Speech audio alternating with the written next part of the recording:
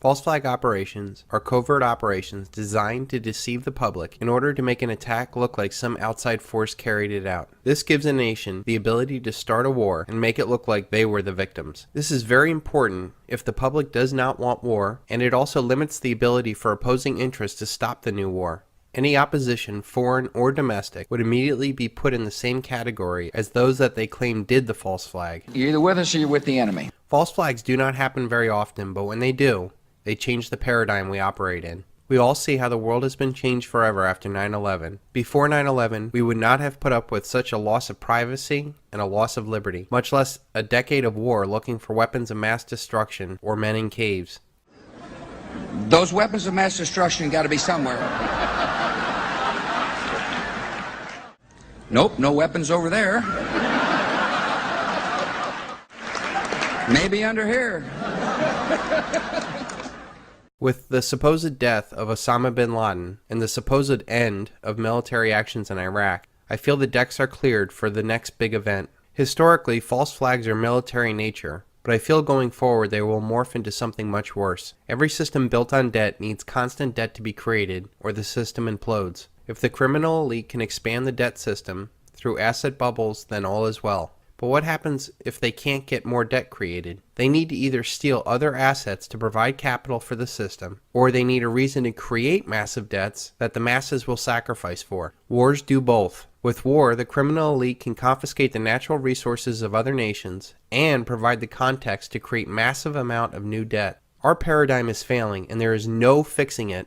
There is so much inequity built into the system at every level. The only answer is for a complete collapse. This collapse will leave a generational scar so large that humanity might never consider again fractional reserve banking or the war machine it enables. Until that collapse, the criminal elite will do what they have always done: create more debt and more wars. The criminal elite see their power paradigm collapsing on its own cancerous self. A silver default, debt ceiling doom, dollar collapse, peak oil, or whatever leads ultimately to the end of the Anglo-American petrodollar financial paradigm. The Anglo-American elite might need to pull off 3 false flags in order to fail forward. This might include the typical military false flag, an economic false flag, and an informational false flag. These dramatic measures will seem necessary to the criminal elite, and the horrific toll on humanity will be justified in their minds. This societal upheaval will be time for the criminal elite to settle all the threats to their power paradigm, much like the end of Godfather 1. The first of the 3 threats to their power is the death of the dollar. The dollar is the basis of all the criminal elite's power. Without it, or an equivalent of it, they have no means to create debt that enslaves nations, states, corporations, and citizens of the world. This debt money provides the criminal elite an unlimited checkbook to fund the world's most powerful military that controls the world's natural resources so that their corporations can harvest them. It also protects the shipping lanes that transports the rest of the world's trade. This debt money also buys political power for which the elite rig the game in their favor. And finally, the criminal elite used their money to own all the major media in order to distract the masses from the real problem in the world, the debt-based banking system, and the paradigm it finances. It is no secret that the dollar is going to die. It is a mathematical inevitability. Nothing can stop the ultimate collapse of the dollar. Our monetary system is based on debt, and in order for it to work, more debt needs to be created every year in excess of the debt and interest accrued the year before. If it does not happen, there will be a massive wave of defaults that would suck the system dry in a few weeks. The elite don't necessarily care if the dollar lives or dies.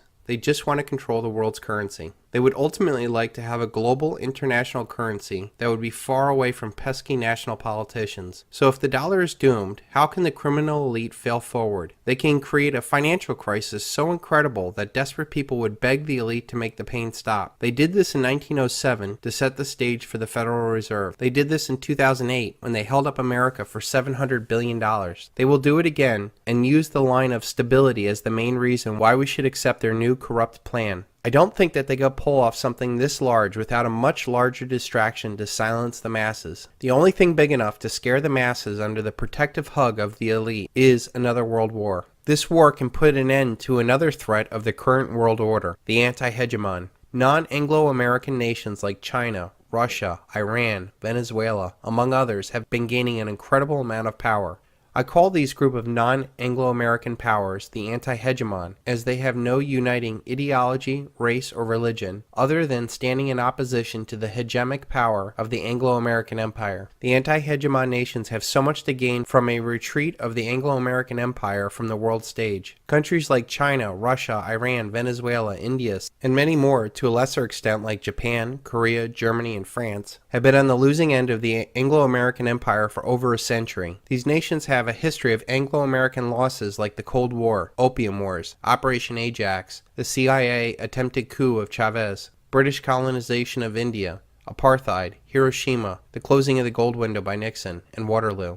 These are only some of the examples the Anglo-American elite have used in the past to ensure their supremacy. The Anglo-American elite have used every form of deceit to change or cheat the rules in pursuit of world domination. I believe the most likely event for a military false flag will be an American ship sunk in the Strait of Hormuz, supposedly by the Iranians. In order to understand this, it is imperative to understand the petrodollar. After Nixon took the dollar off the international gold standard, the Anglo-American elite devised a way to back the dollar with oil. Without going into too much detail, the plan was simply for their Arab partners to raise the price of oil dramatically and only sell their oil for dollars. They would then recycle all of those dollars back into the Anglo-American financial centers. So if you ever wondered why the Arab nations that called us the Great Satan gave us all their dollars, you now know why. The defense of this petrodollar standard has led us to invade Iraq when Saddam Hussein sold oil for euros, and Gaddafi in Libya when he proposed that he and other nations sell their oil for the new gold dinar. This is also why so many sanctions have been put onto Iran. The Iranians opened up their oil bourse in 2008 to sell their oil for anything but the dollar. An attack on an American warship would be exactly what Dick Cheney plotted to do in 2008 before he left office. Here is an insider's account of that meeting from the famed journalist Seymour Hersh.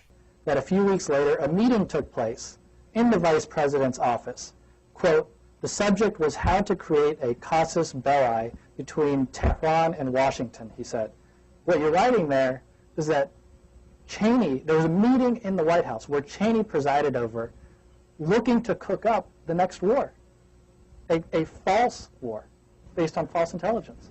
Among the items considered and rejected, which is why the New Yorker did not publish it on grounds that it wasn't accepted.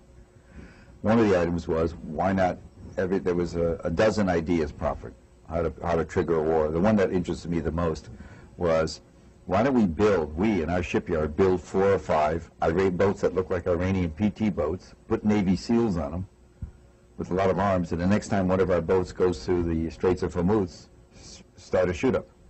Might cost some lives, and it was rejected because you can't have Americans killing Americans. But that's the level of stuff we were talking about, provocation. I don't even think that it necessarily be an American that pulls off this attack on the American ship. If you look at who's been pushing for a war with Iran the most, it is Israel, and the neocons that got us into the last war. They proudly talk about how they get us to fight their wars. Here's a clip of Israeli President Benjamin Netanyahu talking about their secret weapon. But I'll tell you one thing, unlike America, Israel seems to be able to fight wars very quickly. What is your secret? Because we don't seem to have the hang of that. The secret is that we have America. Nah.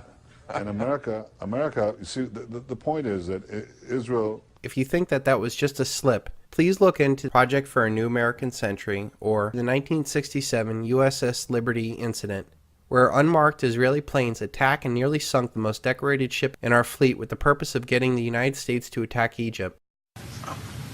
I frankly think that crisis initiation is really tough. And it's very hard for me to see how the United States president can get us to war with Iran. Which leads me to conclude that if, in fact, compromise is not coming, that the traditional way of America gets to war is what would be best for U.S. interests. Some people might think that Mr. Roosevelt wanted to get us into World War II, as David mentioned. You may recall we had to wait for Pearl Harbor. Some people might think Mr. Wilson wanted to get us into World War I. You may recall he had to wait for the Lusitania episode. Some people might think that Mr. Johnson wanted to send troops to Vietnam. You may recall he had to wait for the Gulf of Tonkin episode. We didn't go to war with Spain until the USS, until the Maine exploded.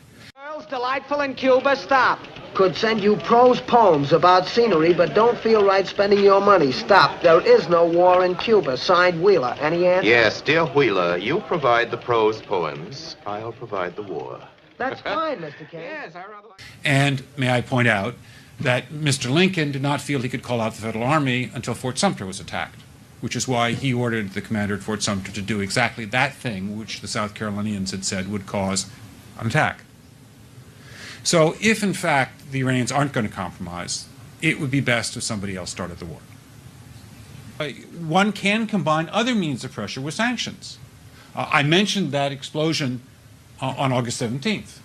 We could step up the pressure. I mean, look, people, Iranian submarines periodically go down. Someday one of them might not come up. Who would know why? We can do a variety of things if we wish to increase the pressure. There was a dozen ideas proffered how to trigger a war. The one that interested me the most was, why don't we in our shipyard build 4 or 5 irate boats that look like Iranian PT boats, put Navy SEALs on them with a lot of arms, and the next time one of our boats goes through the Straits of Hormuz, start a shoot-up. But I'm just suggesting that this is not a either-or proposition. It's just sanctions has to succeed or other things. We are in the game of using covert means against the Iranians. We could get nastier at that. A false flag attack, like an American ship sunk in the Strait of Hormuz, would also keep Iranian allies like Russia and China at bay, much like the 9/11 attacks kept them from using their power to stop the United States from invading Iraq. The world is a much different place than it was in 2000, and China and Russia have learned a lot, as they have been vocal opponents of many of the pressures the Anglo-American empire has applied to Iran.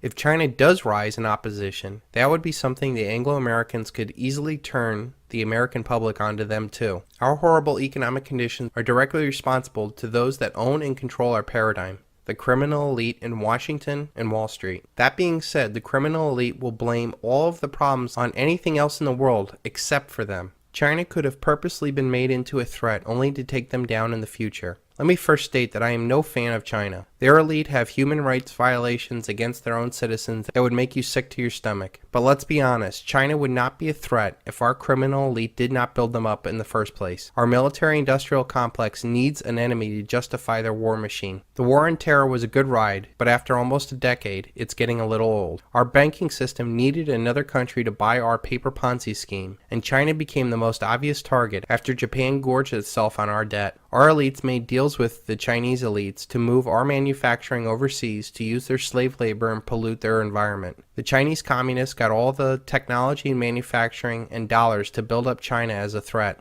Our elite did this to make tremendous profits and keep the dollar paradigm going. But in the end, I believe that our criminal elite may use China to be the next enemy in a paradigm-shifting war. Since China has now said no more American debt, the Federal Reserve has stepped up as the buyer of last resort. This has bought us some time, but there's a huge economic difference of recycling dollars already in circulation, like the Chinese dollars, than freshly printed ones like that from the Federal Reserve. The Anglo-American elite must solve Triffin's dilemma, where a world currency reaches its apex and must be allowed to default, but somehow not drag down the rest of the world with it. The elite have been trying to get regional and ultimately global currencies in place to solve this dilemma. Now, no nation is going to give up their power to create money, especially now that we're looking at the euro imploding. The only option, I feel, is to do it the old-fashioned way, through war. The only thing the United States is really good at now is exporting debt and bombs. There is way too much at stake for our elite to just silently walk away into the night without a fight. They are trying to keep things going by now fighting 4, 5, 6 wars in the oil-rich Middle East and North Africa region. But the writing is on the wall. The debt ceiling will continue to be raised, and money and debt will be created, and the war machine will continue to churn. This will not end because the elite will say, we can't do this anymore. If anything, history has shown that when the chips are down on the table, they will double down and go off to war.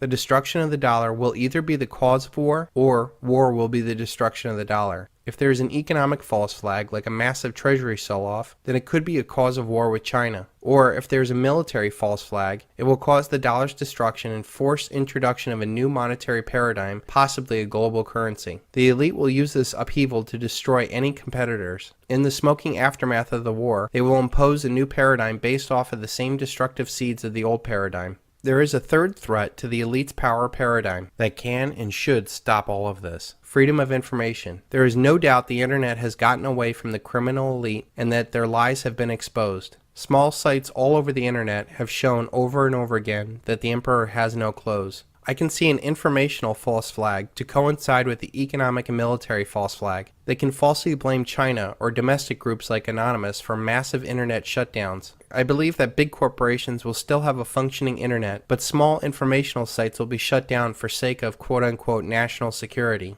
Perhaps it could even be something much worse, where they shut down all free speech and opposition for the sake of national security. I believe ultimately a wide-awake humanity will put an end to all these forms of treachery. We have the benefit of seeing the same playbook over and over again throughout history, and if they do try another false flag, it is imperative that we question the perceived reality and wake humanity up before we get marched off to another war. Our job is not necessarily to fight this evil. We only need to expose evil so it'll cease to have power. The real challenge is to show people that the good that they think they are doing is really evil, and they will no longer do it. We need to convince our fellow citizens that debt and war are evil, and we need to rid this scourge from humanity once and for all. The timing and order of all this is unknown, but just know that it's going to get dramatically worse before it gets any better. Every 80 years or so, a paradigm dies and a new one is born out of the ashes of the old. 80 years ago, we had the Great Depression and World War II, and this was the creation of our current paradigm. 80 years before that, we had the Civil War, and 80 years before that, we had the Revolutionary War. So far, the United States has survived and has gone on to become a global superpower. This time around, we have the possibility of a revolutionary war, a civil war, or a world war,